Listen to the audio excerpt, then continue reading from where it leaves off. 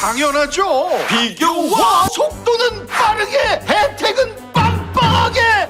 비교와 인터넷 비교 원할 땐 인터넷 가입. 서경석도 인터넷 가입을 원할 땐 비교원. 대구 경성 한우 강력하게 추천합니다. 최고급 한우 모듬구이 9,900원, 갈비살 등심 11,900원, 역대급 초가성비로 즐길 수 있습니다. 10인석, 20인석, 50인석, 150인석까지 친구, 가족, 회사 모임, 우리끼리 프라이빗한 공간까지 제공됩니다. 주차 120대 053-573-8900 지금 바로 예약하세요. 사태가 걷잡을 수 없습니다. 대법원 파기환송 이후에 고법에서 즉각 기일을 지정하고 재판을 시작할 모양인데요. 이걸 여러 각도에서 다양한 방식으로 분석하고 있습니다. 저는 최동석 인사조직연구소장님을 통해서 이게 본질적으로 어떤 문제인지 앞으로 대처를 어떻게 해야 할지 집중적으로 얘기 나눠보겠습니다. 어서 오십시오.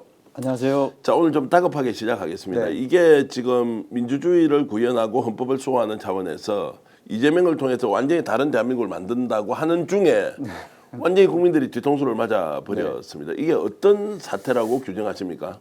이게 제가 생각해 보니까 조희대가 내란에 동조하는 세력이라는 게 확실해졌습니다. 제가 보기에는 그러지 않고는 이 사태를 만들어낼 수는 없죠. 네. 그러니까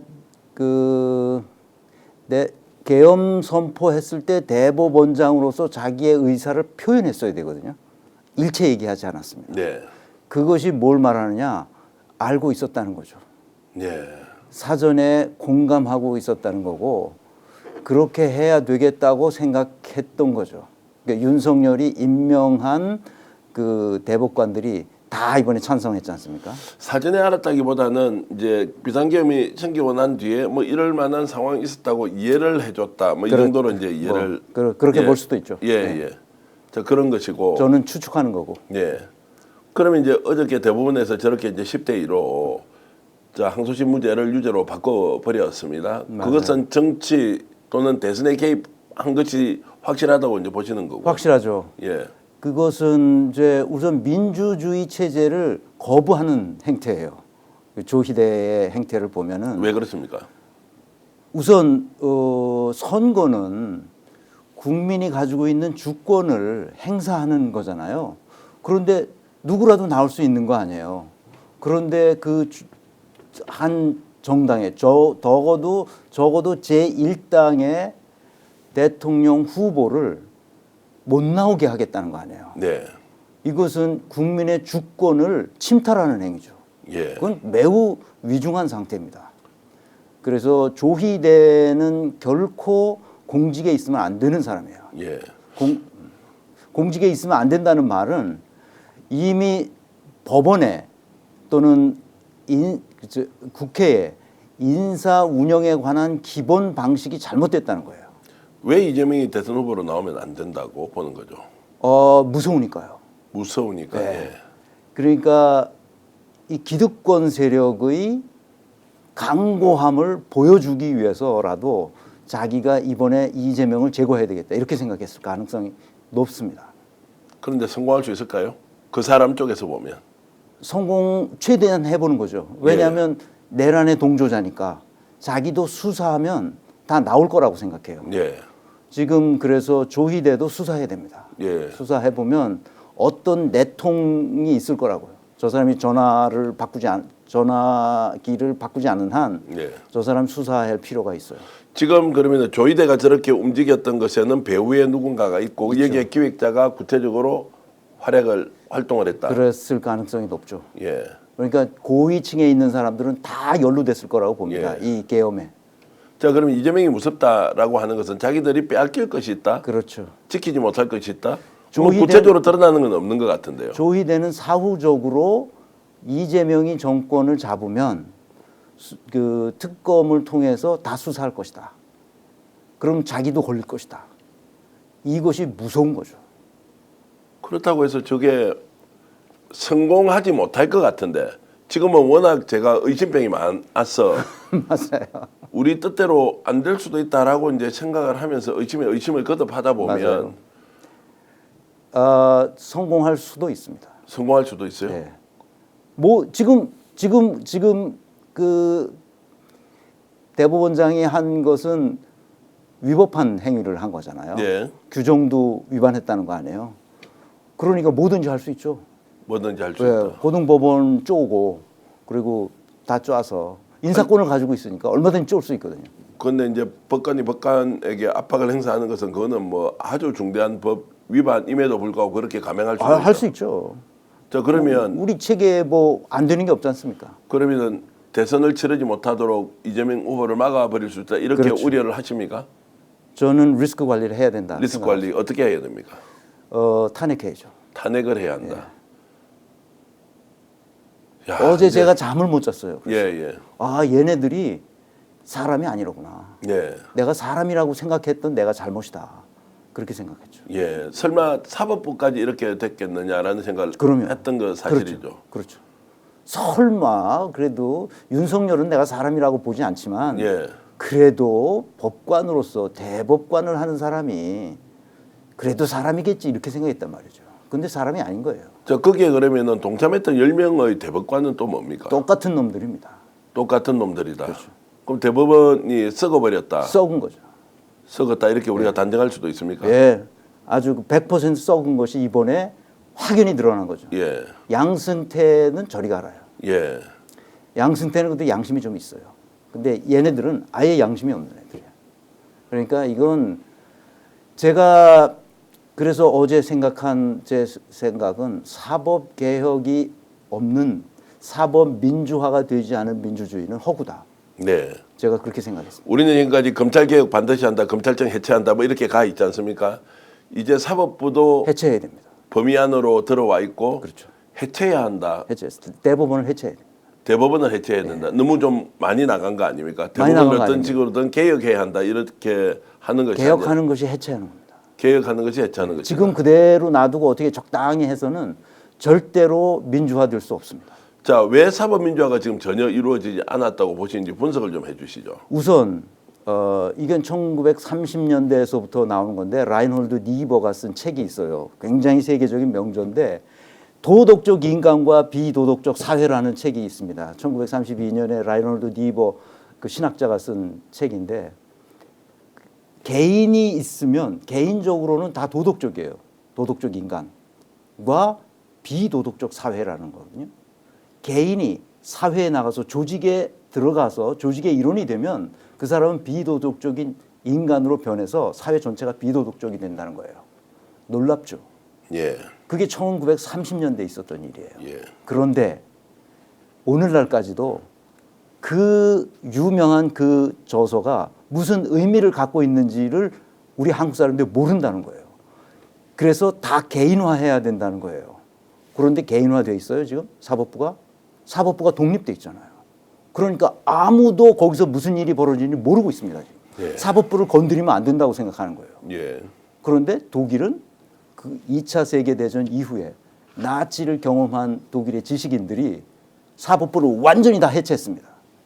어떤 식으로 지금 그럼 재구성을 했습니까? 5개의 대법원으로 나눴죠. 예. 법원을 기능별로 5개로 나눴습니다. 분야별로 나눈다. 분야별로 나눈 거죠. 예, 예. 기능별이라는 게 그거죠. 예. 일반 그 민형사 하는 데하고 노동하는 데 있고 그다음에 이 사회라는 게 우리 일반 생활에 관련된 보험과 관련된 그런 겁니다. 그다음에 행정법원이 있고 그다음에 재정법원이 있습니다. 재정법원은 관세뿐만 아니라 큰 기업들의 법인세 같은 이런 문제를 다루는 데예요. 네. 거기에 그게 문제가 많으니까 그래서 이렇게 5개로 나눠져서 대법원이 다 분리돼 있습니다. 예, 예. 완전히 분리돼 있고요. 지역으로도 분리돼 있습니다. 예. 통독 이후에 동독 지역에 2개의 대법원을 보냈어요. 예. 완전히 분권했습니다. 그러면 기능적으로 분리가 돼 있고 그리고 지역도 다 다 분리돼 분리해서 우리로 치면 서울 같은 데서 대법원이 모든 사건을 다 해서 상고심을 하는 것이 아니다. 있을 수 없어요. 있을 수 없다. 독일에서는 그런 용납하지 않습니다. 자, 그러면 이제 이번에 이런 일이 어떤 식으로든 제압이 되고 나면 네. 대한민국 대법원을 개혁이 아니라 해체하는 수준으로 바꿔야 한다. 검찰 해체 수준으로 해체해야 됩니다.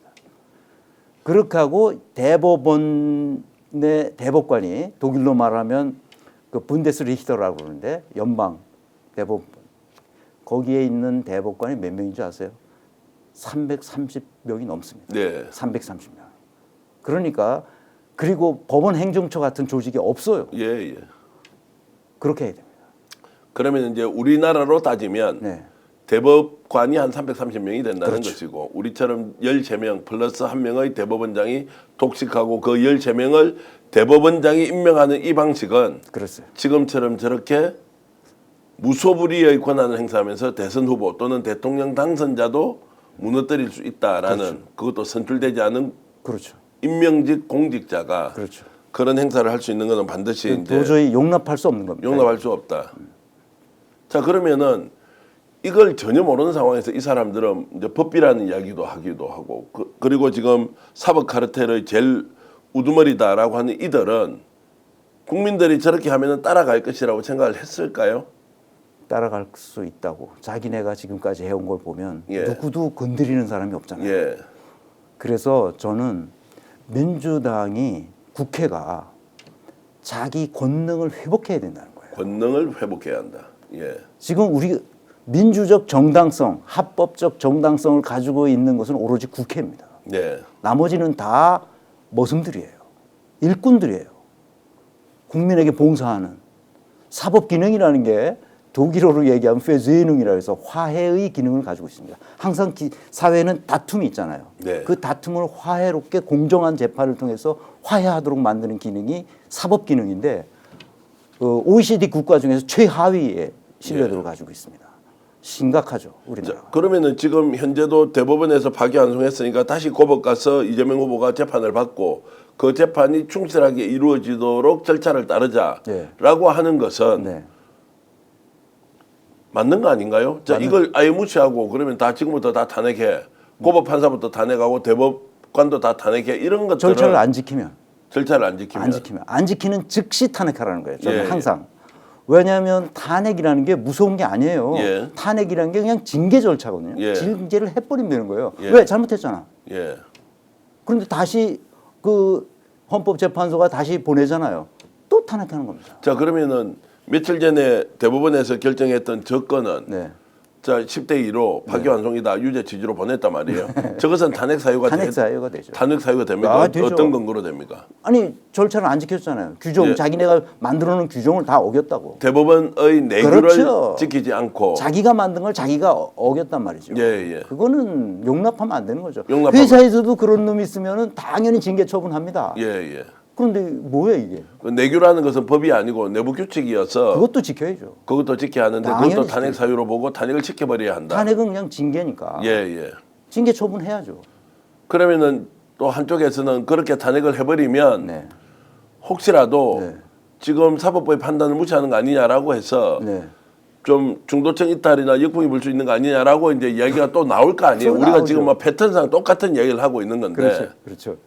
그렇지 않습니다. 그렇지 않다. 네. 지금부터 조금이라도 거짓말을 하거나 네. 조금이라도 비리와 불법 행위 같은 것들이 나타나면 즉각 탄핵해야 됩니다. 그래서 저는 주장하는 게 처음부터 탄핵의 일상화.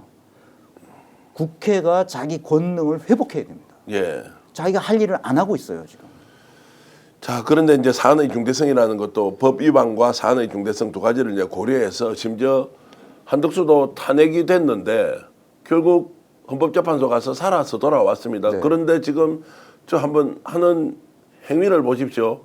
납득도 용납도 할 수 없는 일을 지금 하고 있습니다. 맞습니다. 관리자를 정책 중립으로 그리고 대선 출마를 해버리면서 얼토당토한 이야기를 하면서 자 국힘 쪽에 대선 후보가 되겠다라고 하는 이제 이 상황에서 그러면 지금 소장님 말씀대로 민주당이 너무 질질질 끌려간다 이제 이렇게 그렇죠. 보시는 겁니까? 어떻습니까? 그렇습니다. 제가 지금까지 얘기해 본 정치인들과 법률가들은 리스크 관리 자체를 이해하지 못해요. 예, 예. 리스크 관리라는 게 나중에 지금 이런 행동을 용납했을 경우에 나중에 이거보다 더 큰 문제가 생긴다는 것을 이해하지 못하더라는 거예요. 정치인들이, 법률가들이. 그 경영학에서는 리스크 관리가 굉장히 중요한 예. 과정이거든요. 그걸 별도로 배우기도 해요. 무슨 리스크가 있냐, 무슨 리스크가 있냐 이런 리스크를 사전에 그 현실화되지 않도록 사전에 정리를 해줘야 되거든요. 근데 국회는 그걸 안 하고 있어요. 그러니까 국가가 이런 리스크에 빠지는 거예요. 답답해요, 진짜. 자, 그러면 이제 탄핵이라는 방식에 대해서 제안 주셨고 네. 민주당도 최악의 상황에서는 탄핵까지 간다고 보고 지금 현재 상황에서 자, 국민들이 다 뒤통수를 맞았다. 맞아요. 또 어떤 분은 부분적으로 그게 파기환송이 될 수 있다라고 예상했지만 그래도 이렇게 조기에 결론을 낸다는 것은 자, 12대 0이든 뭐 10대 2든 9대 3이든 자, 무죄가 이제 확정이 되겠구나라고 이제 생각을 했단 말이죠. 맞아요. 그 사람들을 꾸짖을 수는 없는 거 아니에요. 그렇게 기대를 한 것을. 그렇죠. 그런데 그런 이제 결과가 나오지 않았던 것을 왜 대비하지 못했느냐. 맞아요. 최악의 상황에 대비를 했어야 한다. 이제 이런 부분에 대한 지적은 어떻습니까? 그런 거는 뭐 그럴 수도 있죠. 그렇게 생각할 수도 있는데 저는 그렇게 보는 게 아니라 사람으로 인정해 줬다는 거예요. 네. 조희대를. 윤석열을 사람으로 인정했기 때문에 문재인 정부에서도 봐준 거 아니에요. 설마 그런 짓을 하겠어? 이렇게 하는 거죠. 이거 똑같습니다. 조희대도. 설마가 사람 잡은 거예요. 예. 그래서 이제 딱 그걸 보고 아, 조희대는 사람이 아니로구나. 네. 이렇게 생각했죠. 그리고 그 동참했던 아홉 9명의 명이죠. 예. 9명의 대법관들 똑같은 놈들이다. 이거를 어떻게 이렇게 판결을 하냐? 이거는 있을 수 없는 거예요. 야, 그러면 지금 국민의힘에서는 이제 당연히 상식적으로 파기환송된 것이고 유죄니까 대선 후보 사퇴하라면 이렇게 이제 주장을 하는데 이걸 언론에서는 또 이제 똑같이 기계적 균형이라는 막 쓰고 있습니다. 그러니까 우리가 바빠졌죠. 그게 아닌데 그렇죠. 권위 있는 대법원에서 이런 결정을 내린 것을 100% 무시하자면 아예 나라의 뿌리를 흔들어서 그냥 혁명하자는 것으로 갈 수밖에 없으니까 이 그러니까 사법기관의 결정을 어디까지 무시하고 어디까지 우리가 그러면 수용할 것인가의 문제가 바로 저한테는 질문으로 와닿거든요. 어떻습니까? 맞아요. 그게 가장 큰 어려움이죠. 예. 이제 국민을 설득해야 되는 문제가 있잖아요. 예. 그 민주당은 압도적인 의석을 가지고 있기 때문에 각자 자기 지역구에서 국민들을 설득하는 수밖에 없어요. 네. 그리고 이 내란 세력과 이 민주 세력 간에 지금 전쟁이 붙은 거죠. 그러니까 민주 진영과 반민주 진영 사이에 붙은 거예요.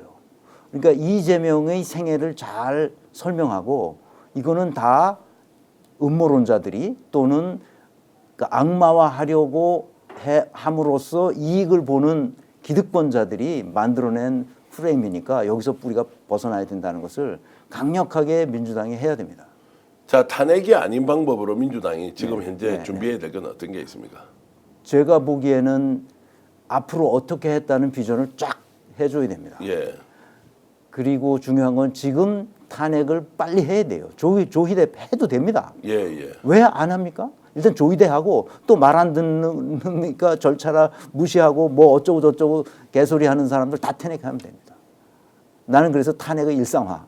탄핵 일상화는 이제 충분히 그렇게 이제 주장하실 수는 있는데 이게 이제 선거 국면에서 네. 판을 깨는 것이다라고 이제 나올 것 같은데. 그렇게 주장하는 사람들이 있겠죠. 예. 판을 깬 사람은 누구냐 하면 윤석열이고 심우정이고 지기현이고 그 조희대입니다. 예. 걔네들이 판을 깬 거예요. 그러면 혹시 제가 이렇게 이제 약간 걱정스럽게 질문을 드리는 것은 네. 이제 판이 깨지는 거 아니냐라고 네. 이제 질문을 드리는 것은 상황 관리만 잘하면 이재명 후보가 대통령으로 압도적으로 이길 것이니 조금 좀 이제 여유를 두고 지혜롭게 대처하면서 대통령이 되고 난 뒤에 이런 것들을 일거에 우리가 정리정돈을 하자라는 생각이 저한테 좀 깔려 있어서 네네네네. 이런 질문을 네. 드리는 것 아닌가라는 생각이 들고. 국회의 권능을 회복하는 것은 예.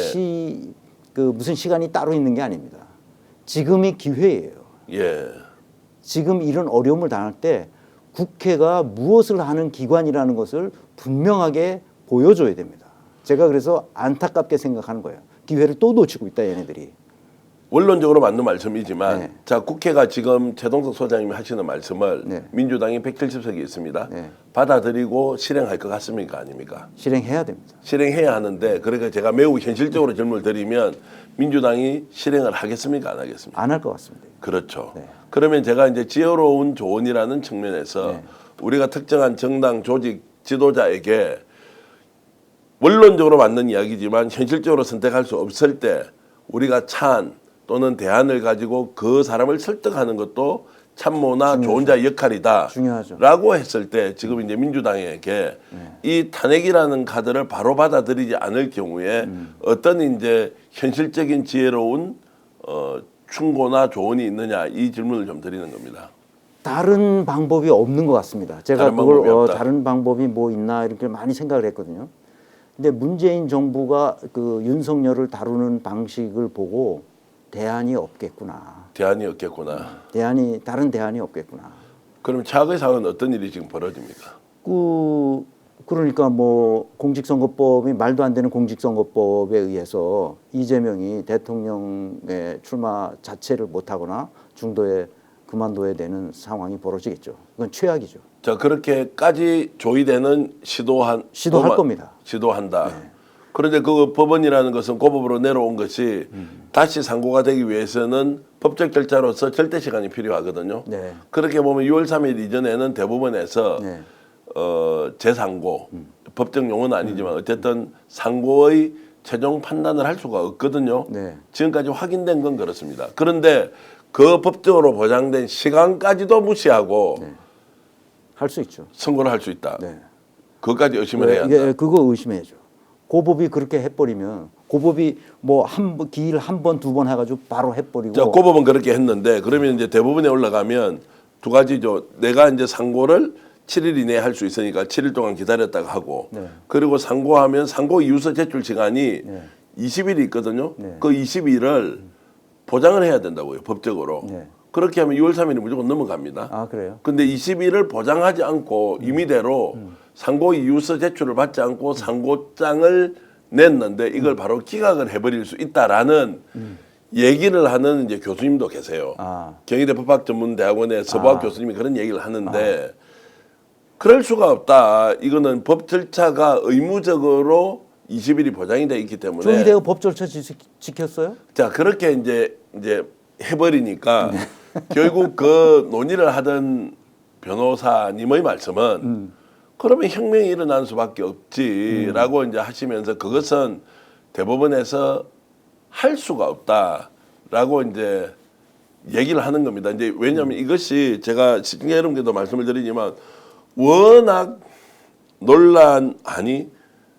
상상 초월의 일, 좀 더 가면 초현실적인 일이 계속 벌어지고 있으니까 이런저런 걱정과 우려를 드리는 것인데 어쨌든 지금 말씀 나누고 있는 것은 그런 상황은 올 수 없다라고 하는데도 대비를 해야 된다고 하면 그렇죠. 그러니까 탄핵하라는 거예요. 탄핵하면 못 하잖아요, 애들이. 제가 말씀드리지 않습니까? 탄핵할 수 지금 현재 오늘 이 시간에는 그래서 민주당이 탄핵할 수 없다는 전제로 이제 답을 찾아봐야 된다는 거예요. 그래서 국회의장을 쏴야 된다. 예. 국회의장을 쏴야 된다. 국회의장을 쏴야 돼. 국회의장이 문제를 일으키고 있는 거예요, 지금까지 내란 이후에 지금까지.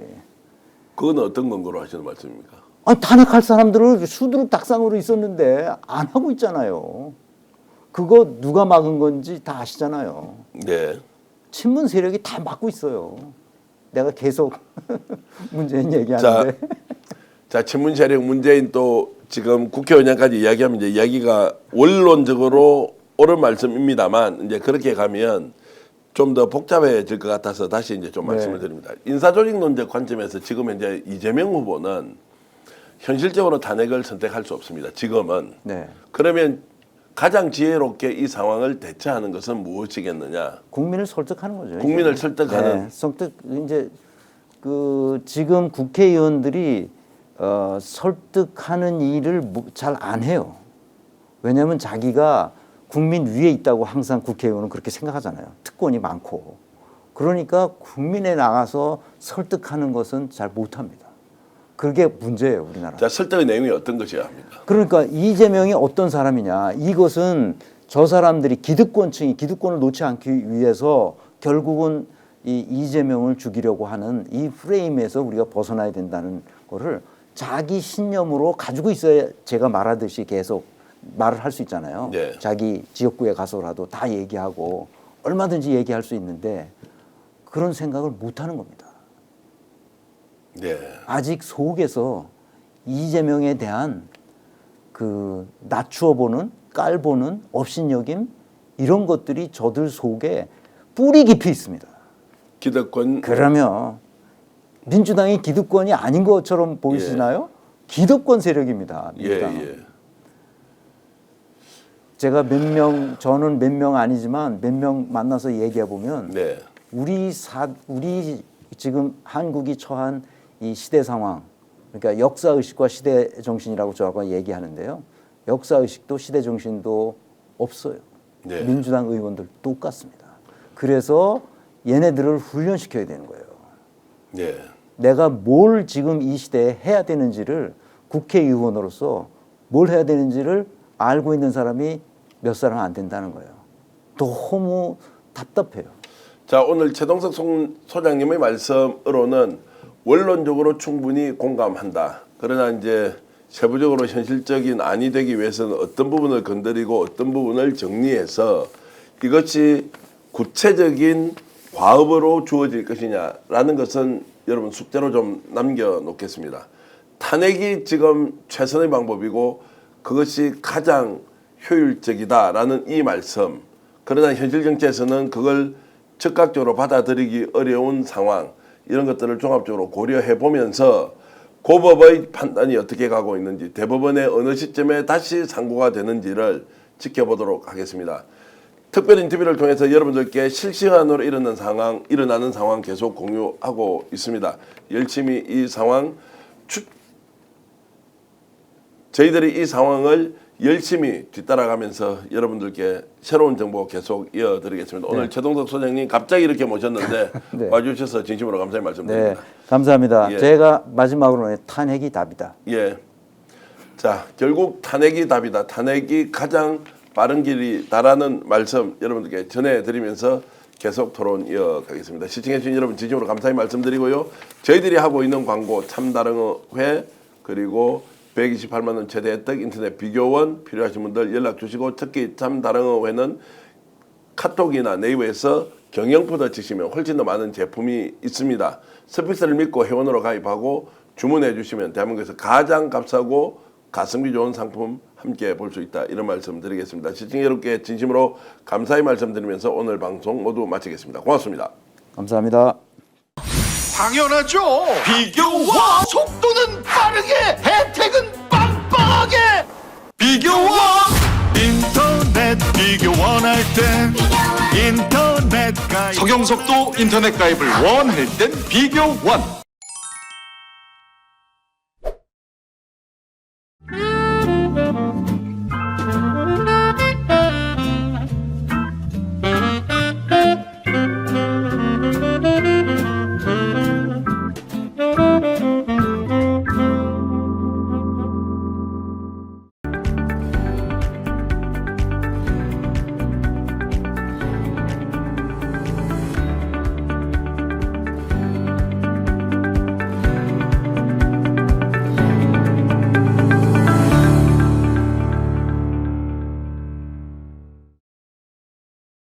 대구 경성한우 강력하게 추천합니다. 최고급 한우 모듬구이 9,900원, 갈비살 등심 11,900원, 역대급 초가성비로 즐길 수 있습니다.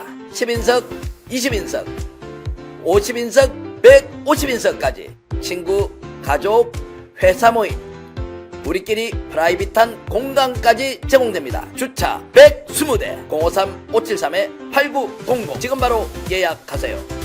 오늘 방송 어떠셨습니까? 마음에 들었다면 구독, 좋아요로 스픽스를 응원해 주십시오. 여러분들의 구독, 좋아요는 가장 큰 힘이 됩니다. 스픽스 구독, 좋아요.